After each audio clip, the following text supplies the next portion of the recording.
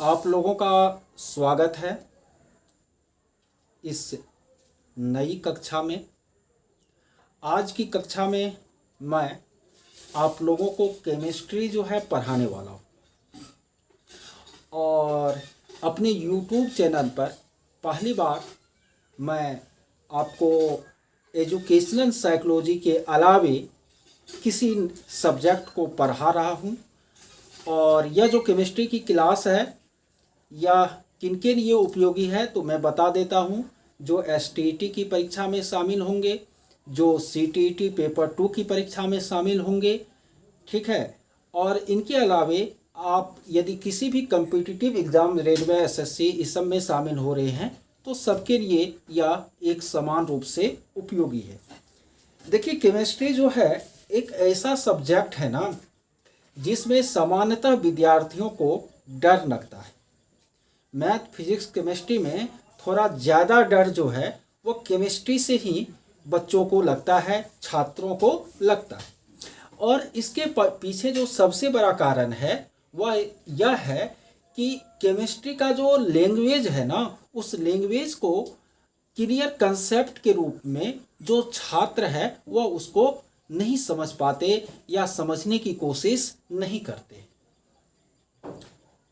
ध्यान दीजिए, आप प्रतियोगी छात्र हैं, स्कूली छात्र नहीं है, 9th 10th के छात्र नहीं है कि मैं आपको अब एक ही चीज़, अब तत्व ही बताना है तो उसी पर आपको 45 मिनट हम तत्व ही आपको बताता रहूँगा। मैं यदि ऐसा करता हूँ तो आपके लिए तब यह कक्षा उपयोगी नहीं है। तो मैं एक क्या कहा जाए, क्विक रिवीजन आप लोगों का करवाऊँगा। और सबसे पहले मैं केमिस्ट्री का जो एक अपना खास लैंग्वेज है ना, उस लैंग्वेज के बारे में आप लोगों को बताऊंगा।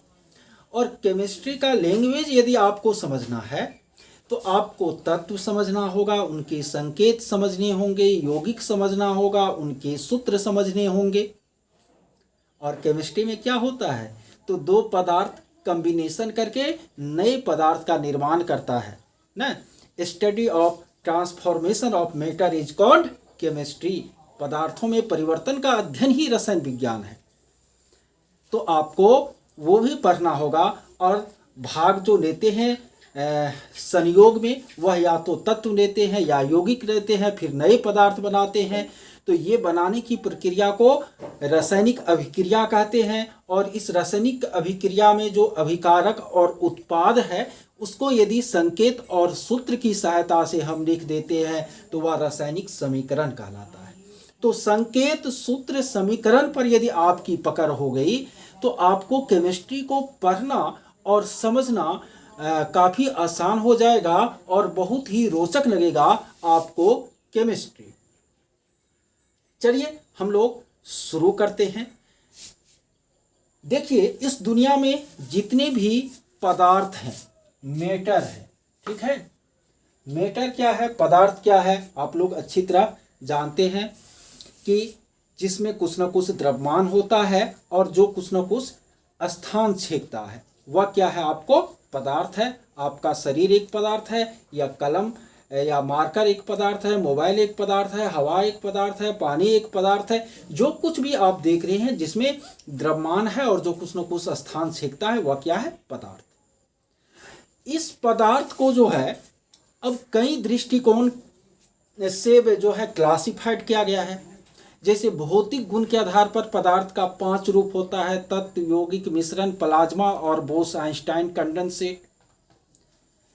जैविक आधार पर पदार्थ के 3 वर्ग होते हैं: सजीव, निर्जीव और सूक्ष्मजीव। नहीं, इसी तरह आपको यदि फिजिक्स में हम प्रकाश गमन के आधार पर पदार्थ को वर्गीकृत करें तो 2 तरह के पदार्थ होंगे: पारदर्शी और अपारदर्शी। प्रकाश उत्सर्जन के आधार पर यदि उसी को हम वर्गीकृत करें तो 2 पदार्थ होगा। 2 वर्ग में पदार्थ को हम बांट पाएंगे। एक आपको प्रदीप्त वस्तु और दूसरा अप्रदीप्त वस्तु। गमन के आधार पर 3 वर्ग में: पारदर्शी, पारभासी और अपारदर्शी। ना, ट्रांसपेरेंट, ओपेक और ट्रांसल्यूसेंट। तो रासायनिक गुण के आधार पर, केमिकल प्रॉपर्टीज के आधार पर पदार्थ के मुख्य रूप से दो वर्ग हैं, शुद्ध पदार्थ और अशुद्ध पदार्थ, प्योर सबस्टांस और अनप्योर सबस्टांस। शुद्ध पदार्थ के दो वर्ग हैं, तत्व और यौगिक। अशुद्ध का एक ही प्रकार है, वह है मिश्रण। तत्व क्या है, आप लोग परिभाषा निश्चित रूप से जानते होंगे। तत्व पदार्थ का शुद्धतम रूप है। यह एक ही प्रकार के परमाणुओं से बना होता है और किसी भी भौतिक या रासायनिक विधि द्वारा इनको भिन्न गुण वाले पदार्थ में विभक्त नहीं किया जा सकता है। दुनिया में ज्ञात तत्वों की संख्या जो है वह 118 के आसपास है। जब दो या दो से अधिक तत्व भार के विचार से एक निश्चित अनुपात में मिलते हैं तो यौगिक का निर्माण होता है। और मिश्रण क्या है, तो जब दो या दो से अधिक तत्व या यौगिक किसी भी अनुपात में मिल जाए तो उसको हम क्या कहते हैं, मिश्रण कहते हैं। यानी मिश्रण तत्व और यौगिकों के मिलने से बनता है, लेकिन इनमें अवयवी तत्व या यौगिक का अनुपात निश्चित नहीं होता है।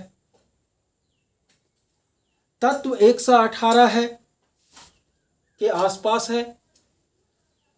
आप अपने आसपास जितनी भी वस्तु देखते हैं ना, उसमें जो भी वस्तु है वह या तो तत्व होगा, नहीं तो यौगिक होगा, नहीं तो मिश्रण होगा। जैसे कि लोहा है, वह तत्व है। आपके घर में सोना होंगे आभूषण के रूप में, वह तत्व है। चांदी होंगे, वह तत्व है। आप इलेक्ट्रिक वायर के रूप में कॉपर वायर या एल्युमिनियम के वायर का उपयोग कर रहे हैं, ये कॉपर या एल्युमिनियम क्या है, तत्व है। आप पानी पीते हैं या पानी यौगिक है। आप चीनी खाते हैं या चीनी यौगिक है। आप नमक खाते हैं, वो क्या है, यौगिक है। और आप हवा जिसको सांस के रूप में लेते हैं, वह हवा एक मिश्रण है। आपके खुद का शरीर भी क्या है, एक मिश्रण है। यह आप मार्कर देख रहे हैं, यह भी क्या है, एक मिश्रण है। तो कहने का मतलब अपने आसपास आप जिन पदार्थों को भी देखते हैं, तो जब उनका यही तीन रूप से मुख्य वर्ग है, तत्व, यौगिक और मिश्रण, तो वह या तो तत्व होगा, नहीं तो यौगिक होगा, और नहीं तो मिश्रण होगा। ठीक है। अब इतने सारे जो तत्व हैं 118 के आसपास, क्या सबके संकेत, उनके परमाणु संख्या और उनके परमाणु भार को याद रखना जरूरी है? तो मेरा उत्तर होगा, ऐसा करना जरूरी नहीं है। आपको परमाणु संख्या 1 से लेकर के 30 तक, ध्यान दीजिए, 1 to 30, यह रेगुलर याद होना चाहिए कि किस तत्व का क्या संकेत है और क्या परमाणु संख्या है। उसको आप एक क्रम में, सीक्वेंस में याद कर लीजिए, यदि याद होगा, भूल गए हैं तो। जैसे पहला हाइड्रोजन, संकेत H, दूसरा हीलियम, संकेत Ha, तीसरा लिथियम, संकेत Li, चौथा बेरेनियम, संकेत Be, पांचवा बोरोन, संकेत B, छठा कार्बन, संकेत C। इस तरह से 30 तक ना। 29वां कॉपर है ना, 30वां जो है वह जिंक है ना, तो 30 तक आप याद कीजिए। उसके बाद जो आप कॉमनली एलिमेंट देखते होंगे, जैसे कि ब्रोमीन हो गया 35 वाला, कि आपको सिल्वर हो गया 47 वाला, कि टीन हो गया 50 वाला न, या बिस्मथ है, कोबाल्ट तो इधर आ गया, आप उसको उधर सोना है, कि यूरेनियम है, कि प्लेटिनम है, यानी जो जो कॉमन देख रहे हैं, तो 10 ठो 15 ठो वो होगा। वैसे जब मैं ग्रुप बनाऊंगा आप लोगों के लिए तो उसमें वो लिस्ट दे दूंगा। तो आपको केवल उतने तत्व और संकेत को क्या रखनी है, याद रखनी है। उपहार जो है याद रखने की जरूरत नहीं है, उसी से आपका काम चल जाएगा। संकेत और परमाणु संख्या याद रखिए, परमाणु भार याद रखने का जरूरत नहीं है, मात्र कुछ तत्वों का परमाणु भार आपको याद रखना, वो मैं बताऊंगा जब मैं मोल कंसेप्ट आप लोगों को बताऊंगा, तब एक काम यह कीजिएगा आप, ठीक है। इनके बाद अब हम चलते हैं किस पर, यौगिक पर। किस पर चलते हैं, यौगिक। तो यौगिक का आपको दो वर्ग है, अकार्बनिक यौगिक और कार्बनिक यौगिक। ध्यान दीजिए, कार्बन हाइड्रोजन रहेगा, इसके साथ तीसरा कोई तत्व हो भी सकता है और नहीं भी हो सकता है, लेकिन कार्बन हाइड्रोजन यदि निश्चित है उस यौगिक में तो उसको हम कहेंगे कि वह कार्बनिक यौगिक है। वैसे हाइड्रोकार्बन और हाइड्रोकार्बन के व्युत्पन्न, hydrocarbon and derivatives of hydrocarbon are known as organic compound, और शेष जो बच गया वह क्या है, इनऑर्गेनिक है, जिसमें कार्बन हाइड्रोजन दोनों एलिमेंट अवेलेबल नहीं है, वह क्या है, इनऑर्गेनिक कंपाउंड है। अब यौगिक का सूत्र याद रखना, यह भी एक समस्या होता है। चलिए संकेत तो है, बहुत याद है, कुछ रहेगा तो आप याद कर लीजिएगा, लेकिन यौगिक का हम सूत्र कैसे याद रखेंगे। जानिए, यौगिक की जो रचना होती है, उसके रचना की जो प्रक्रिया होती है, यानी परमाणुओं के, तत्व के परमाणुओं के बीच बंधन बनता है, तब यौगिक के अणु का निर्माण होता है। वह बंधन या तो आप पढ़े होंगे, या तो वह आयनिक बंधन होता है, या तो सहसंयोजक बंधन होता है, या उपसहसंयोजक बंधन होता है। तो अब आयनिक बंधन से बने हुए यौगिकों का सूत्र आपको याद रखने का कोई जरूरत नहीं है, मात्र कुछ पॉजिटिव आयन और नेगेटिव आयन और उसका वैलेंसी यदि आपको याद है तो आप आयनिक यौगिकों का सूत्र आसानी से लिख लीजिएगा। यौगिक का सूत्र रटना ही नहीं है।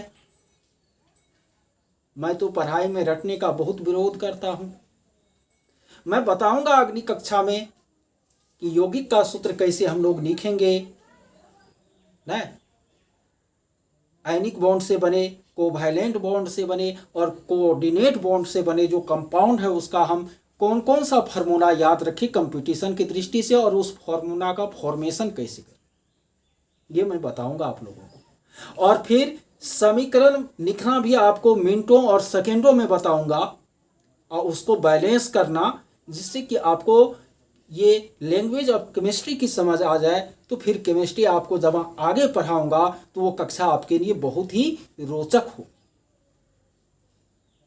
चलिए अभी मैं लास्ट टॉपिक, इसमें जो मिश्रण है उसको ले लेते हैं। देखिए मिश्रण दो तरह का होता है, एक होता है आपको समांगी मिश्रण, होमोजीनियस मिक्सचर, और दूसरा होता है विषमांगी मिश्रण,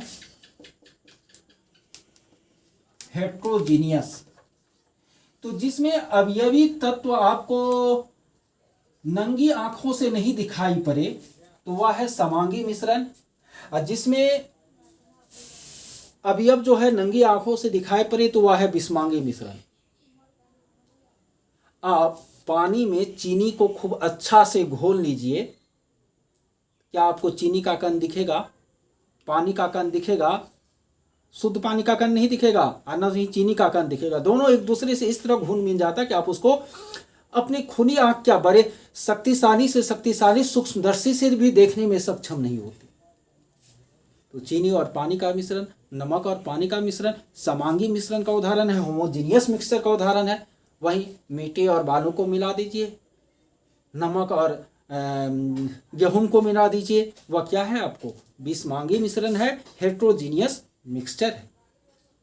तो आज की क्लास में हमने बहुत सारी बातें जानी, मैटर का जो क्लासिफिकेशन है केमिकल प्रॉपर्टीज के आधार पर, उसको हमने समझने का कार्य किया। अब अगली जो कक्षा होगी उसमें मैं सूत्र और समीकरण बनाना आप लोगों को सिखाऊंगा, उसको बैलेंस करना सिखाऊंगा। यदि आप लोगों की इच्छा होगी कि सर अगली कक्षा हम लोगों को दी जाए, तो आप इस वीडियो के कमेंट बॉक्स में ज़रूर यह कमेंट कीजिएगा कि आपको क्या मैं जो बता रहा हूँ इस तरह से वह समझ में आ रहा है, या उसमें कुछ परिवर्तन करने की ज़रूरत है। और यदि आप दूसरी कक्षा चाहते हैं तो आप कमेंट कीजिएगा, उसके बाद ही मैं दूसरी कक्षा आपको दे पाऊंगा। साथ ही अपने साथियों के बीच आप अधिक से अधिक शेयर कीजिएगा। कम से कम 100 लोग भी यदि देखते हैं, चलिए शुरुआती वीडियो है तो 50 लोग भी यदि देखते हैं तो मैं केमिस्ट्री का अगला वीडियो आप लोगों को ज़रूर प्रोवाइड कराऊंगा। धन्यवाद।